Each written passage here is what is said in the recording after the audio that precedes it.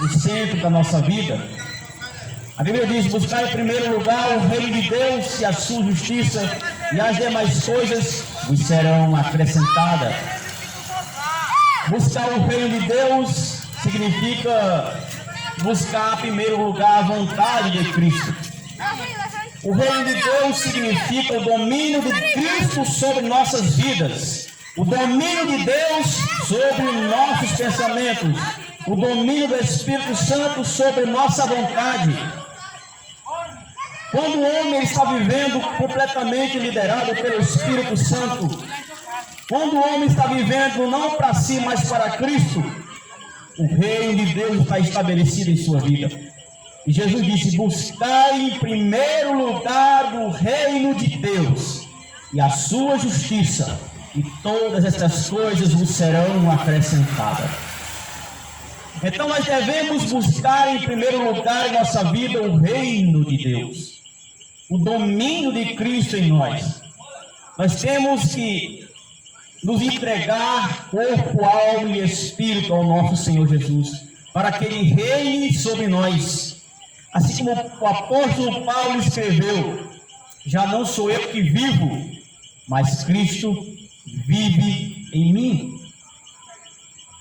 E então buscar o reino de Deus em primeiro lugar significa buscar em primeiro lugar a vontade de Deus, fazer a vontade de Deus e não a nossa.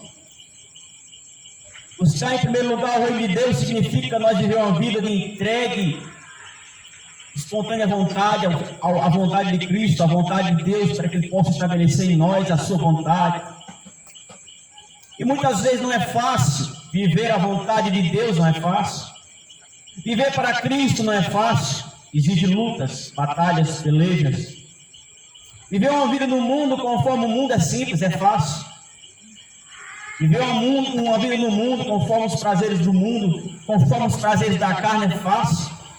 Mas viver uma vida conforme o Evangelho não é fácil. Jesus disse: nesse mundo tereis aflição, mas tende bom ânimo, eu venci o mundo.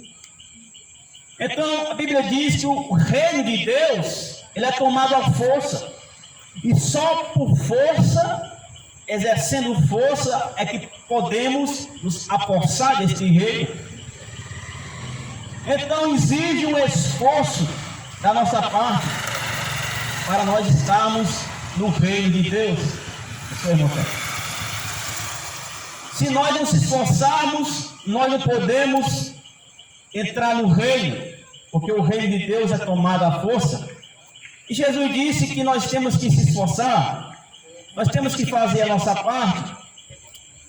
E quando Jesus disse buscar em primeiro lugar o reino de Deus e sua justiça, Ele estava dizendo para nós se esforçar em fazer a vontade de Deus.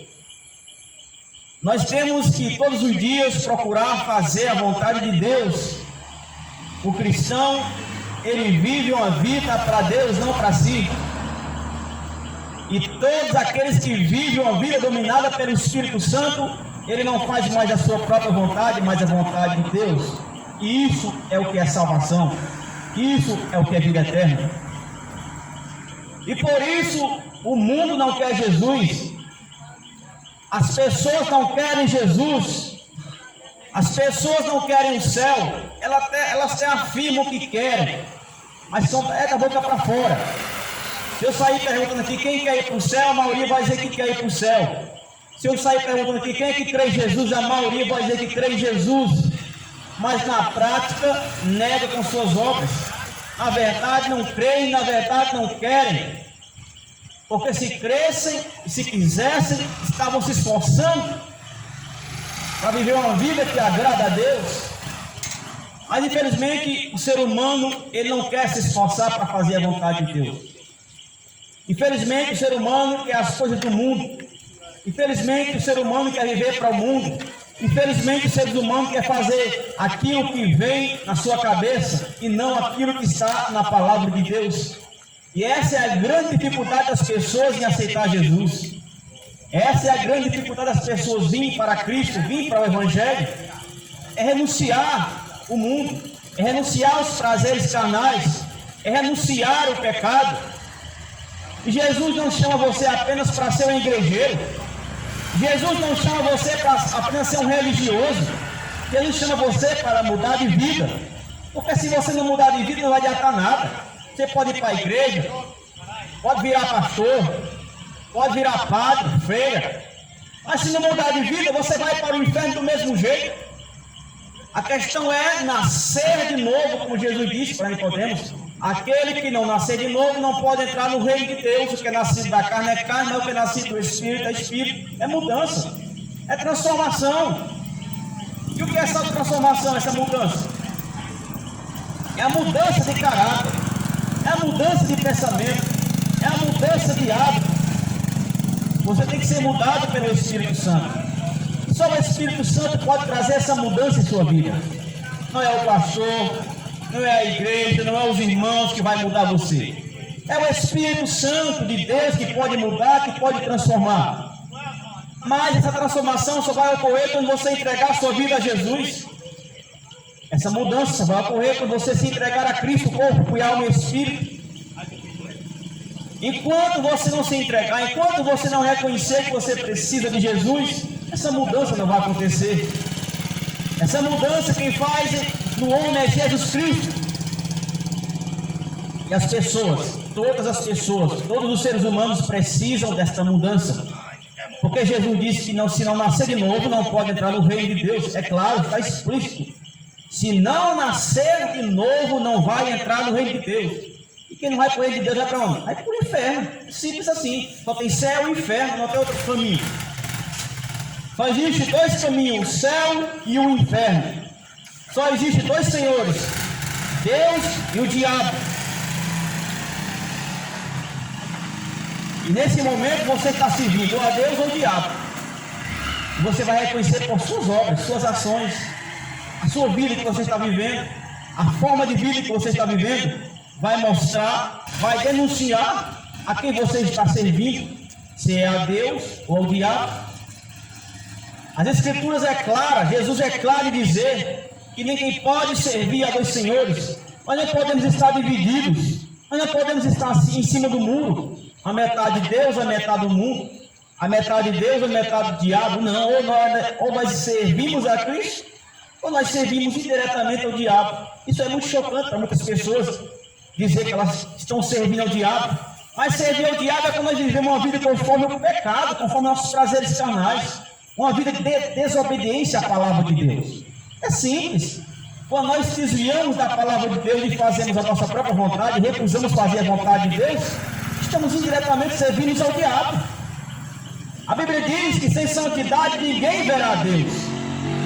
Não tem como ver Deus sem viver uma vida santa, uma vida no Evangelho, uma vida de entrega na palavra de Deus. É impossível, não pode. Jesus, ele veio nos ensinar o caminho. Ele nos ensinou, ele nos deu exemplo. Ele disse: eu vos dei exemplo, para como eu vos fiz, passai vós também. Ele deu o maior exemplo, vivendo uma vida aqui na terra, uma vida santa, justa, uma vida íntegra, dando exemplo a mim e a você. Ele não apenas pregou, mas ele viveu. E nós temos que ser imitadores de Cristo. Se nós quisermos ir para o céu, se nós quisermos vida eterna, nós temos que ser imitador de Cristo. E ser imitador de Cristo exige que você renuncie o pecado. Ser imitador de Cristo exige que você se entregue completamente à vontade do Espírito Santo. Não se engane, meu querido irmão. Não se engane, minha querida irmã, que apenas a religiosidade vai lhe salvar, que não vai não. Nicodemos, ele era um religioso, um dos principais dos fariseus. E quando ele chega diante de Jesus, ainda reconhecendo que Jesus era enviado da parte de Deus, ele disse: eu reconheço, Senhor, que tu és vindo da parte de Deus.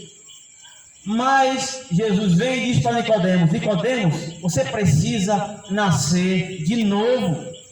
Mas aquela religiosidade toda de Nicodemos era religioso, Nicodemos estava no templo, Nicodemos conhecia as Escrituras, Nicodemos tinha todo aquele aparato religioso, mas aquilo não tinha sido suficiente ainda para transformá-lo e fazê-lo uma nova criatura, ao ponto que Jesus disse: necessário é vos nascer de novo, Nicodemos. seu irmão Teto. E o mesmo Jesus está dizendo essa noite para você: necessário é vos nascer de novo. Jesus Cristo é o mesmo ontem, hoje e eternamente, ele não mudou. O mesmo Jesus que falou para Nicodemos naquele dia, ou melhor, naquela noite, e foi de noite que ele foi ter com Jesus. O mesmo Jesus que falou para Nicodemos: importa-vos nascer de novo. Nesta mesma noite, o mesmo Jesus está dizendo para você: importa-vos nascer de novo. Aquele que não nascer de novo não pode entrar no reino de Deus. Há uma necessidade de mudança, há uma necessidade de uma transformação. Se o homem não for transformado pelo Espírito Santo, ele não pode entrar no céu. Jesus deixou claro, explícito, e as palavras de Jesus são fiéis e verdadeiras. Céu, terra passará, mas as palavras de Jesus jamais passarão. Se Jesus disse que é necessário nascer de novo, então é necessário nascer de novo. Você precisa nascer de novo. Você precisa ter a sua natureza transformada pelo Espírito de Deus. Ao menos que você nasça de novo da água e do Espírito, você não pode ver o reino de Deus. Aleluia, louvado seja o nome do Senhor. Essas são verdades da Escritura. Esse é o Evangelho. Este é o estupendo Evangelho, glorioso Evangelho de Jesus Cristo. Não é o meu Evangelho, não é o Evangelho de uma igreja, de um homem, mas é o Evangelho de Jesus Cristo, pelo qual Ele julgará esse mundo mediante o seu Evangelho. Deus julgará o mundo mediante o Evangelho, conforme está escrito em Coríntios capítulo 15. Paulo escrevendo, ele disse que Deus julgará o mundo mediante o Evangelho que ele pregou. Louvado seja Deus. E é por meio desse Evangelho que nós somos salvos, se o retiveres tal como ele anunciou. Veja a responsabilidade de um pregador do Evangelho. Um pregador do Evangelho, o verdadeiro pregador do Evangelho, ele prega a palavra de Deus. Ele não conta historinhas e trancosos. Ele não fala de fábulas, de mandamentos de homens, mas ele prega a explícita palavra de Deus na sua inteireza. Ele não apresenta homens, ele não apresenta religião, ele não apresenta placas de denominação. O verdadeiro pregador do Evangelho, ele apresenta Cristo, Jesus Cristo crucificado.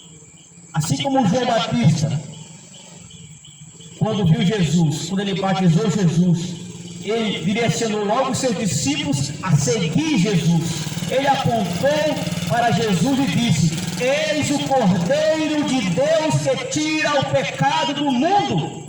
Importa que eu diminua e que ele cresça. João Batista apontou para Cristo. João Batista, ele colocou a atenção dos seus discípulos a Cristo. Ele levou os seus discípulos a Cristo.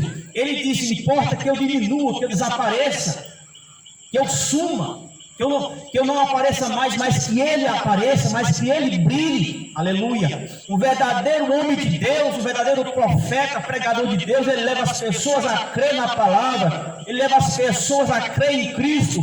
O tema central da sua mensagem é Jesus Cristo crucificado.